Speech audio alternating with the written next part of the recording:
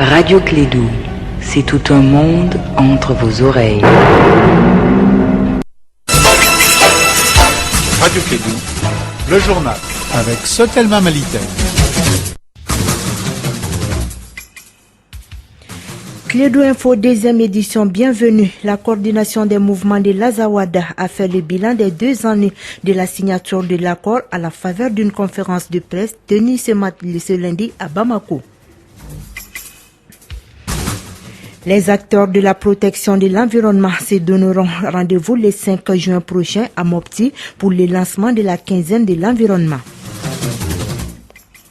Sur la scène internationale, dans un tweet matinal, le président américain Donald Trump a accusé l'Allemagne d'être très mauvaise pour les États-Unis sur le plan des relations commerciales et militaires. Puis sport football, 24 heures après leur victoire à la CAN des moins de 17 ans, l'équipe nationale du Mali a regagné hier soir Bamako en provenance de Libreville où s'est déroulée la compétition. C'est le sommaire de ce journal. Restez avec nous. Dado Numoko est au microphone.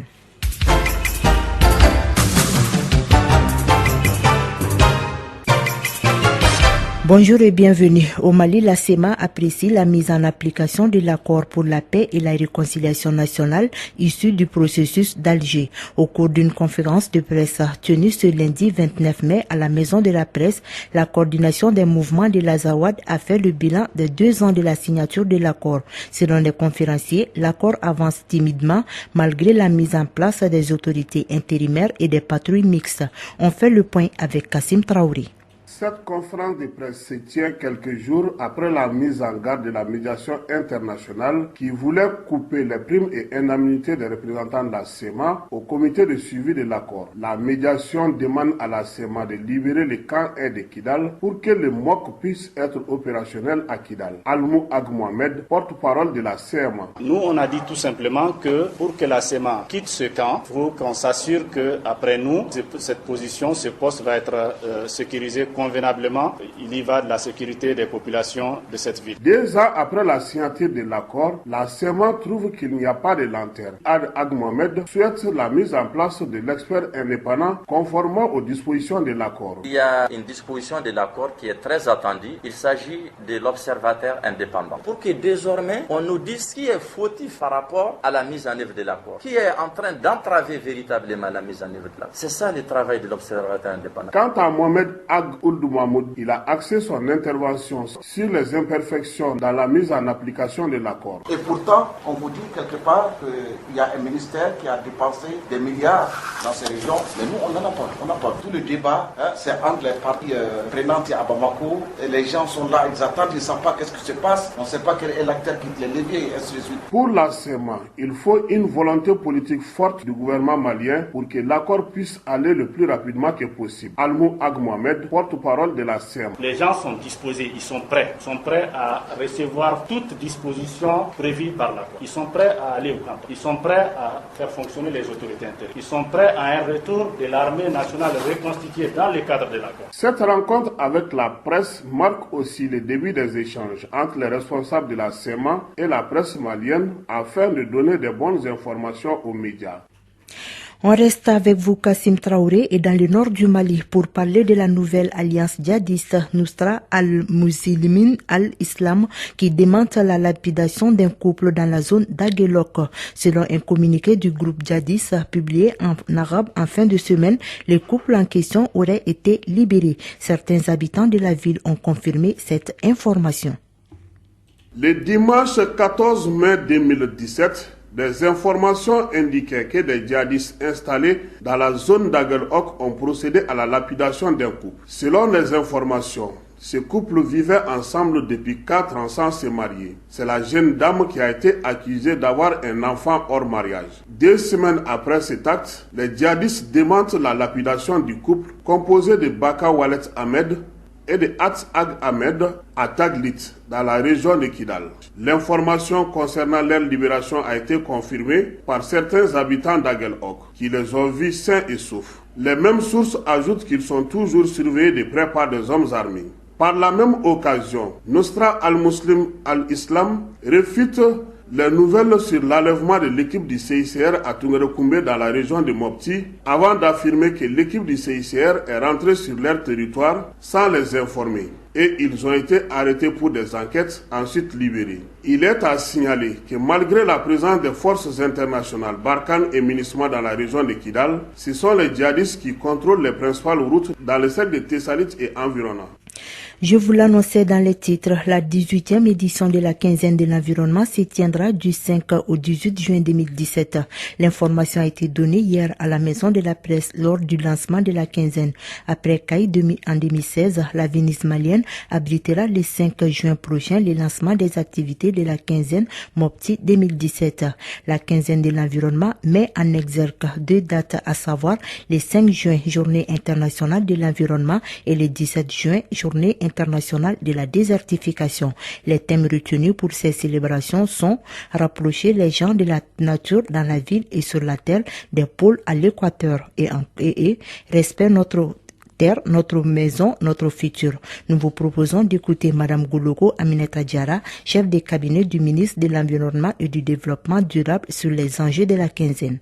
La quinzaine de l'environnement est la plus grande campagne de communication pour le changement de comportement en vue de la protection de l'environnement et de l'amélioration du cadre de vie dans notre pays. Cette activité s'inscrit dans la continuité de celle déjà menée à Ségou, Sikasso et Caille. Notre pays doit jouer sa partition dans la préservation de la planète. Le Mali abrite le 3e fleuve de l'Afrique par sa longueur. Le fleuve Niger, communément appelé chez nous fleuve Djoliba, long de 4200 km, dont 1700 au Mali. Ce fleuve, qui fait partie intégrante de l'histoire des peuples du Mali, traverse les villes de Bamako, Koulikoro, Ségou, Djéné, Mopti, Niafunké, Tombouctou et Gao. Il constitue, à ne point douter, notre grande richesse. Malheureusement, cette richesse s'achève de jour en jour sous l'effet des changements climatiques et surtout sous la pression barbare, illicite et mercantile de l'homme au grand dam d'énormes aménagements internationaux et nationaux opérés sur les fleuves Niger et Sénégal. Aujourd'hui, la lutte sans merci contre ce désastre est un cri de guerre du ministère de l'Environnement, de l'Assainissement et du Développement durable. Pour ce faire, nous invitons tous et toutes, jeunes et vieux, femmes et hommes, partout où ils se trouvent, à se mobiliser pour la préservation et la protection de notre environnement. À présent, à l'instant, Madame Goulogo Aminata Diarra, chef de cabinet du ministre de l'Environnement et du Développement durable. Tout de suite, la page internationale après cette courte pause.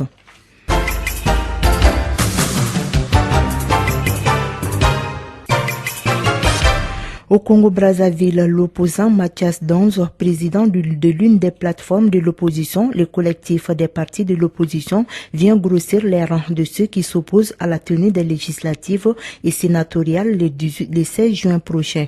En préalable à toute élection, l'opposant congolais réclame la cessation des hostilités dans la région du pôle, un dialogue inclusif, une remise à plat de la gouvernance électorale et propose, en attendant que le budget prévu pour ces élections soit affecté à des dépenses sociales. Pendant ce temps, à Madagascar, un mouvement de contestation a éclaté le 29 mai et se poursuit ce mardi 30 mai à Madagascar. Les douaniers réclament des primes de quelques centaines de milliers d'ariari par mois non versées depuis 2013. Si elle se poursuit, cette grève pourrait paralyser l'économie du pays. Mais après plusieurs mois de négociations infructueuses avec le ministère des Finances et du Budget, les douaniers espèrent se faire entendre par ces biais. Sur le sol français, 6 personnes soupçonnées d'avoir aidé des candidats au Tchad à partir en zone irako-syrienne ont été interpellées hier lundi 29 mai et ce mardi 30 mai en région bordelaise et à Paris. Âgés de 27 à 48 ans, 4 hommes et 2 femmes sont suspectés d'avoir apporté une aide financière et logistique à plusieurs personnes qui entendaient se rendre en zone de Tchad irako-syrienne. Après la France, direction direction des États-Unis d'Amérique. Le président américain Donald Trump a accusé l'Allemagne d'être très mauvaise pour les États-Unis sur le plan des relations commerciales et militaires, estimant qu'elle ne finance pas assez l'OTAN et promettant un changement dans un tweet matinal ce mardi 30 mai.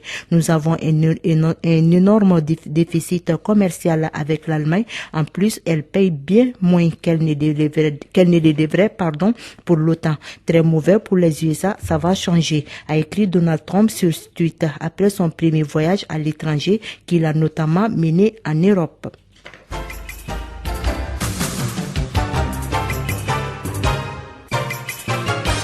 Retour chez nous au Mali. Depuis ce samedi 27 mai 2017, la communauté musulmane a entamé le mois béni de Ramadan, un mois de dons et de partage. Pour rester fidèle à cette logique, certaines mosquées de la capitale malienne organisent des ruptures collectives à l'intention des couches les plus démunies. C'est le cas à la mosquée de Kalabankoro-Nerikoro, où notre reporter Etienne Niari s'est entretenu avec Saïd Ibrahim Diallo, imam adjoint de la dite mosquée, après la rupture. Nous l'écoutons.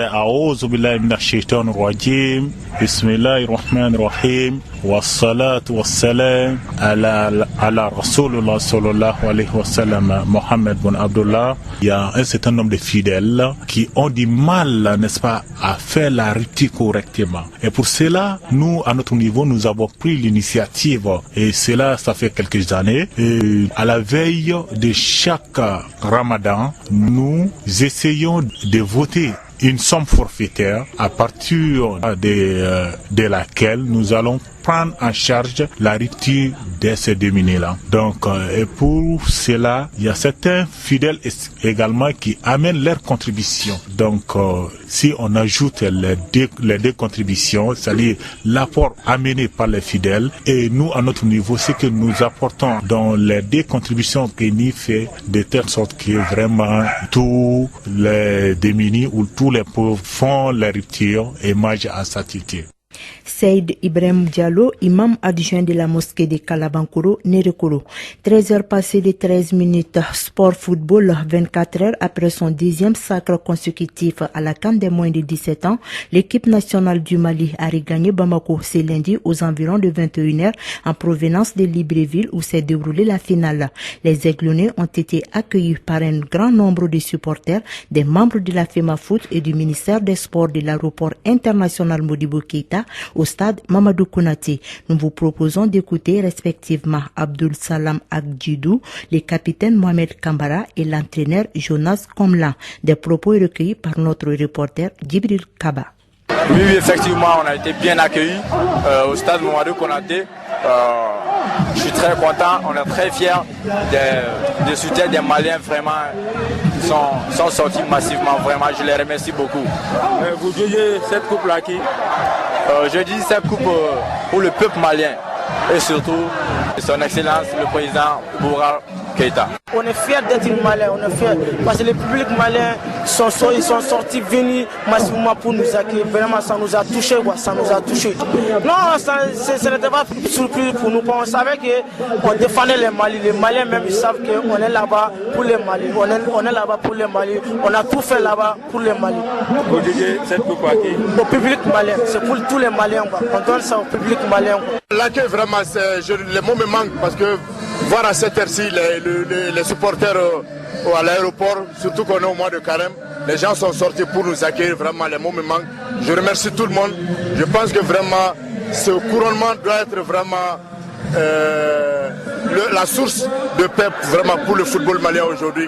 Non, si c'était à reprendre, on allait refaire la même chose. On allait se dire qu'il faudra y croire parce que chez les Maliens, si on veut, on peut.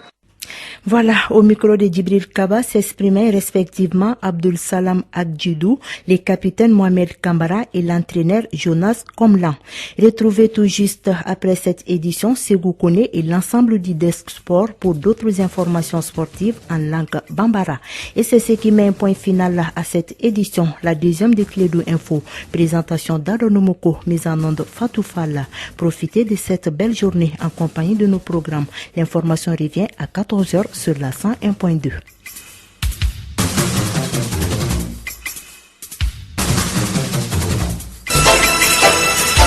Radio Kédou, le journal avec Sotelma Malitaine.